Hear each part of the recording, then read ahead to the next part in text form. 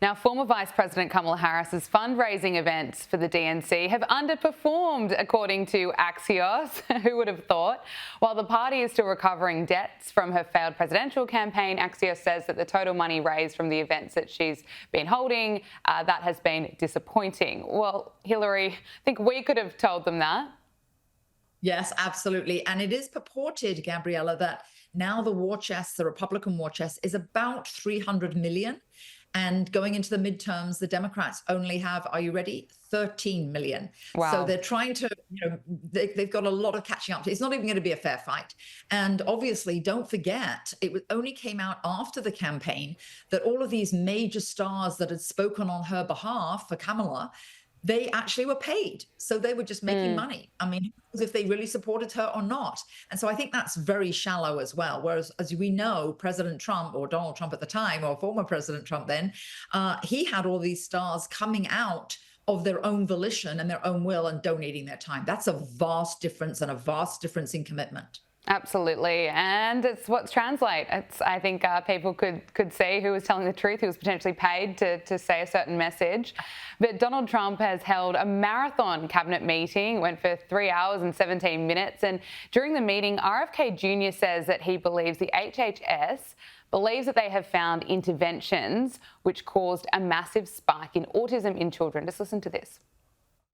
Finding interventions, certain interventions now that are clearly, almost certainly causing autism.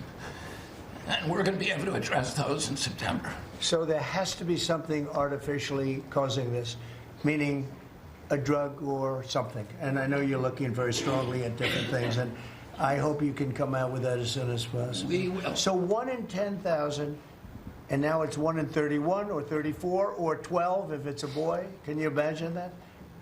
1 in 12. That's for a boy. On average, 12.5 boys. It's not even believable that that could be.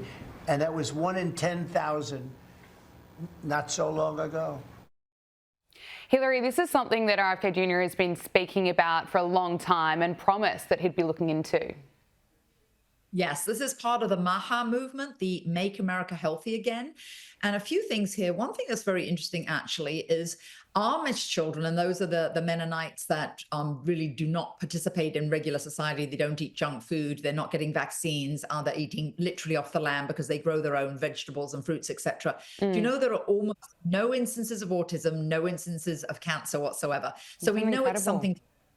Yes, it is incredible. It's to do with something to do with modern society. Now, there are those on the other side, actually, who do say, well, it's just that our detection methods are more superior now, and we know how to detect autism, whereas we didn't before. But it is a dreadful statistic, and as we just heard, 1 in 12, and it basically didn't exist in the 1970s. All I can say, mother of children, I only gave my children fruits, vegetables, no junk food, proteins. Don't give your junk food, and don't eat chemicals. Well, I'm looking for.